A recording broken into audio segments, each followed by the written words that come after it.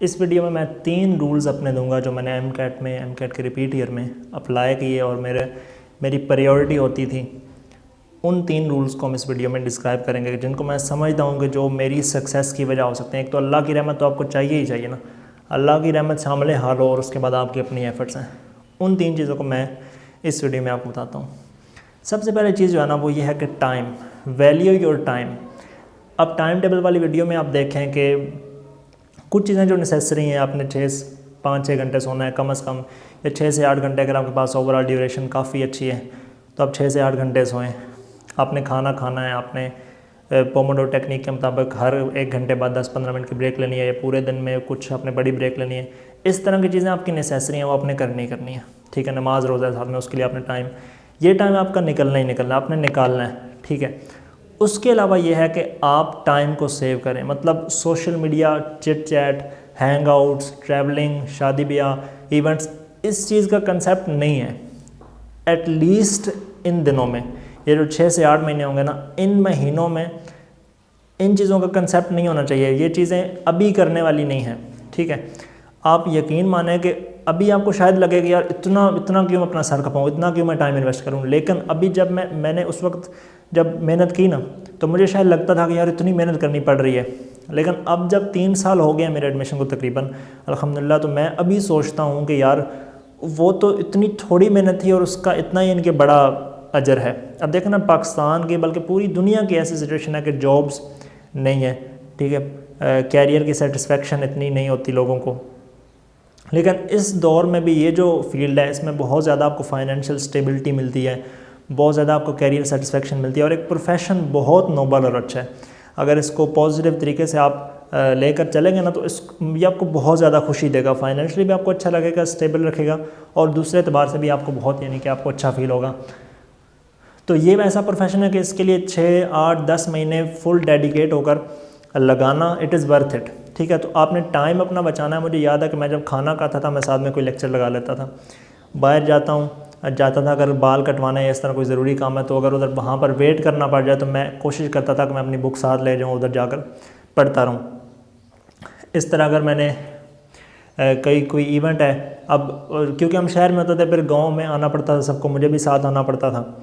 तो गाँव में आए, कोई इवेंट है इस तरह का, तो मेरी कोशिश होती थी कि मैं साथ में अपनी बुक्स को लेता हूँ और पढ़ लूँ। यानी कि आपको टाइम बचाना है जितना हो सके। तो ये पहली चीज़ है कि अपने टाइम को वैल्यू देनी है और कंसिस्टेंटली मेहनत करते रहना है। दूसरा रूल ये है कि you have to invest yourself. ठीक है, अब हेल्थ पर आपने कॉम्प्रोमाइज़ नहीं करना। मैंने आपको पिछली वीडियो में बताया टाइम टेबल वाली। उसका मतलब ये नहीं है कि आपने कहना है कि भाई मेरा 1 kg भी वेट कम ना हो, मेरी स्किन पर ऐसे ना बिल्कुल ग्लो होना चाहिए, मेरा एक बाल भी ना गिरे, मेरे सर में दर्द ना हो, ठीक है, मेरी आई साइड वीक ना हो। ये कॉम्प्रोमाइज़ उधर मतलब नहीं था। उधर मतलब ये था कि आप थोड़ा, मतलब ज़्यादा कोई आपको मसला ना हो, कोई ज़्यादा बड़ी बीमारी ना लगे, उस तरह की चीज़ से आप बचें। ठीक है, लेकिन थोड़ा बहुत आप, एक बंदा जो पूरा दिन चिल करता है और एक बंदा जो इतना बड़ा काम कर रहा है, मेहनत कर रहा है, उसमें फ़र्क होगा। ठीक है, आपकी जो फेयरनेस है वो कम हो जाएगी, आपके हो सकता है डार्क सर्कल्स बन जाए, आपके हो सकता है बाल झड़ने लगे, आप हो सकता है वीक हो जाएं, आप हो सकता है एनीमिक हो जाएं।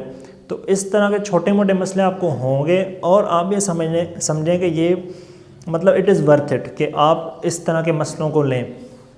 अब देखें, अच्छे लुक्स होना, खूबसूरत चेहरा होना, ये कोई अचीवमेंट्स नहीं है। ठीक है, आप कई लोगों को देखें कि उन चीज़ों पर इतना ज़्यादा इनको बॉदर कर रहे होते हैं। मैंने अपनी लाइफ से ये सीखा है कि इन चीज़ों की कोई वर्थ नहीं है। अगर आपके पास कोई रियल अचीवमेंट हो ना, ठीक है, तो लोग आपको प्रेफर करेंगे, बेशक आप जैसे भी नज़र आते हैं, बेशक आपकी स्किन पेल है, आपके आंखों के नीचे डार्क सर्कल्स हैं, आपके बाल झड़ रहे हैं, आप बेशक टंडे हो जाएं, लेकिन अगर आपके पास कोई रियल अचीवमेंट है लाइफ में, तो रियल ग्राउंड्स पर किसी ने 6 पैक्स वाले को प्रेफर नहीं करना, किसी ने किसी बॉडी बिल्डर को प्रेफर नहीं करना। उसने प्रेफर करना है उस बंदे को जिसने अपना कोई सिक्का बिठाया है, कोई अपना लोहा मनवाया है।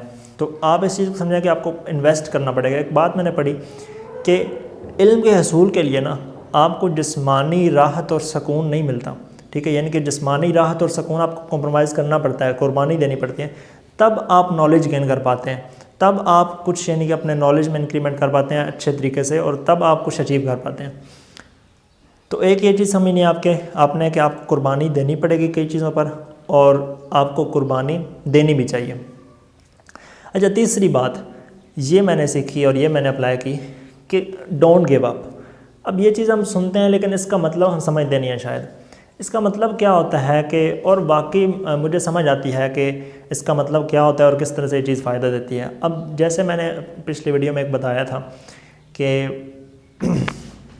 कई बार ऐसा होता है कि जो ऑड्स हैं ना वो आपके अगेंस्ट होते हैं, आपको समझ नहीं आ रही थी, आपको लग रहा होता है कि यार मैं नहीं कर पाऊँगा, ठीक है। कई ऐसे मौके आते हैं, मेरे ख्याल में कम ही लोग ऐसे होते होंगे जो हर बार ऐसा परफॉर्म करते होंगे कि उनके कॉन्फिडेंस में इजाफा होता होगा, लेकिन कई बार ऐसा होता है, मैं अपनी अगर बताऊं तो कई पॉइंट्स पर कई लोगों से ऐसे मार्क्स मिले। पर्सनली बंदा कोई टेस्ट सॉल्व करता है, बंदे के मार्क्स कम आते हैं तो उसको वो सही परफॉर्म नहीं कर पाता, तो उसको लगता है कि यार मैं कैसे करूँगा। तो कई बार ऐसे ऑड्स आते हैं कि आप बिल्कुल मतलब टूट जाते हैं। कई बार ऐसा होता है कि आप चकनाचूर हो जाते हैं, सिर्फ टूटते भी नहीं, प्रॉपर चकनाचूर हो जाते हैं और आप बहुत मिजरेबल सिचुएशन में होते हैं। लेकिन ये है कि मेरा भी यही ज़हन था, पता नहीं किस तरह मैं लगा रहता था। मतलब किसी पॉइंट पर ये नहीं हुआ कि देखें ना, एक बंदा है जिसका सब कंसेप्ट अच्छे जा रहे हैं, उसको सब मतलब पढ़ाई में अच्छा हो रहा है, तो उसके लिए पढ़ना आसान है। लेकिन एक बंदा बैठता है, वो एक टेस्ट सॉल्व करने लगता है, उसको 40 में से 35 MCQ की समझ ही नहीं आ रही, 30 MCQ की समझ ही नहीं आ रही। अब वो बुक्स आगे पीछे से ढूंढ रहा है, वो सर खपा रहा है, वो टेंशन में आ रहा है कि यार मैं कैसे करूँगा ये। ऐसे बंदे के लिए मेहनत करना और मुश्किल हो जाती है। लेकिन ये है कि आप किसी पॉइंट पर भी, मैं देखता हूँ कि लोग ऐसे होते हैं, वो कहते हैं कि स्ट्रेस की वजह से हम पढ़ नहीं पा रहे, हमें सेल्फ कॉन्फिडेंस नहीं है, हम डीमोटिवेट हो जाते हैं, हमें फैमिली वाले हर्ट कर देते हैं, हमें दोस्त हर्ट कर देते हैं, तो हम पढ़ नहीं पाते, इस तरह की चीज़ें। लेकिन ये है कि किसी पॉइंट पर आप गिव अप ना करें। और इस चीज़ का मुझे फ़ायदा हुआ, अगर जो ऑड्स मेरे अगेंस्ट थे, यानी कि मेरे FSC में मार्क्स कम थे और आर्ट्स के सब्जेक्ट में मार्क्स कम थे। अब उर्दू की मेरी राइटिंग बहुत गंदी थी। अगर मैं कहता कि यार अभी 3 महीने मेरे पास, मैं MCAT करूँ, FSC के सब्जेक्ट से इम्प्रूव करूँ या अपनी मैं राइटिंग इम्प्रूव करूँ, ठीक है, लेकिन मैंने तख्ती उठा ली, ठीक है, तख्ती पर मैंने लिखना शुरू हो गया। अब देखें तख्ती लिखना, कि तख्ती आप समझते होंगे, एक बोर्ड सा होता है लकड़ी का, उसके ऊपर कलम के साथ लिखते हैं। तो अब तख्ती लिखना बच्चों का काम है, लेकिन मैं उस टाइम में कर रहा हूँ कि जब मेरे पास सिर्फ 6 महीने और मेरे पास MCAT भी है, FSC भी, 2 चीज़ें। उस टाइम मैं तख्ती लिख रहा हूँ, ठीक है, बेसिक कैलकुलेशन कर रहा हूँ, टेबल्स याद कर रहा हूँ, ठीक है। मतलब बहुत सारी, मुझे याद है कि मैं अपनी छोटी बहन की बुक्स लेकर उसमें बेसिक मैथ्स जो है वो सीख रहा होता था। और अब यकीन जाने कि मैं मैथ्स के अलग से लेक्चर ले रहा होता था कुछ ना कुछ, कि मतलब मेरी बेसिक्स काफ़ी मैथ में वीक थी।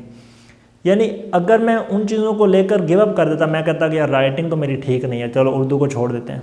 अगर मैं उर्दू को छोड़ देता तो उर्दू में शायद मेरे 30 मार्क्स पड़े हैं, 30 से ज़्यादा मार्क्स पड़े हैं, तो मेरे 30 मार्क्स उधर से कम हो जाते, ठीक है। अगर मैं कहता कि यार मेरी तो फिज़िक्स वीक है, चलो इस पर थोड़ा सा कॉम्प्रोमाइज़ कर लेता हूँ, अभी मैं कहाँ मैथ्स करूँ और कहाँ उसकी कैलकुलेशंस याद करूँ और क्या करूँ वगैरह वगैरह। तो काफ़ी अभी मेरे फ़िज़िक्स में शायद 3 MCQs गलत थे। तो ये कैसे होता? तो ये है कि आपने किसी पॉइंट पर आपके अगेंस्ट बहुत ऑड्स आएंगे, बहुत सारी चीज़ें होंगी जो आपको पुश डाउन करेंगी, आपको पुल डाउन करेंगी। लेकिन ये है कि आप अगर चलते रहें, ठीक है, असूल यही है। अब देखें ना, आप ये चीज़ें हैं कि आप अपने आप पर कॉन्फिडेंस रखें, अपने आप पर भरोसा रखें। लेकिन यह है कि आपके 150 में से अगर 100 MCQs ठीक हो रहे हैं, मिसाल दे रहा हूँ, तो आप कैसे अपने आप पर भरोसा रखेंगे? मैं जो मोटिवेशन समझता हूँ कि मोटिवेशन किस तरह मोटिवेशन की दी जाती है किसी को, वो ये नहीं है कि मैं उसको कहूँ कि भाई यू आर गुड, तुम कर लोगे फलां ढिमका। मैं ये कहता हूँ कि हाँ, अभी तुम्हारी स्टेट सही नहीं है, ठीक है, अभी तुम्हारे मार्क्स कम आ रहे हैं, लेकिन यह है कि इट इज़ चेंजेबल, ठीक है, इट इज़ इम्प्रूवेबल। तुम इसको इम्प्रूव कर सकते हो, तुम इसको चेंज कर सकते हो। अभी शायद तुम इनफ ना हो, अभी शायद तुम इतने कॉम्पिटेंट ना हो, लेकिन मेहनत के साथ, हार्ड वर्क के साथ इसको चेंज किया जा सकता है। और यही मैंने असूल रखा कि मैं कई चीज़ों पर इतना मतलब वीक था कि I was not good enough. जैसे मैंने बताया था ना कि शायद ही एक कोई शख्स हो कि जिसको मुझ पर प्रॉपर ऐसे यकीन हो, कॉन्फिडेंट हो मेरे बारे में कि हाँ यार ये बच्चा कर सकता है, क्योंकि इतनी चीज़ें थी मेरे बारे में। मतलब कई जगहों पर मैं वीक था, FSC के मार्क्स नहीं थे, MCAT के मार्क्स नहीं थे, इतना कोई वेल परफॉर्मर नहीं था, कई चीज़ें थी। लेकिन ये है कि मेरे अंदर ये चीज़ थी कि मैंने इन सब चीज़ों को इम्प्रूव करना है, मैं इनको चेंज करना है, मैंने अपनी वीकनेसेस को ओवरकम करना है। तो ये चीज़ मैं करता रहा और अल्हम्दुलिल्लाह अल्लाह ने मेरी मदद की और मैं काफ़ी चीज़ों पर, बल्कि तकरीबन जो मेरी वीकनेसेस थी, मैं उनको इम्प्रूव करने में कामयाब हुआ और फिर बाद में एडमिशन भी मैंने सिक्योर कर लिया। तो ये 3 चीज़ें हैं, टाइम सेव करना है, अपनी एनर्जी को इन्वेस्ट करना है और कभी भी हिम्मत नहीं हारनी।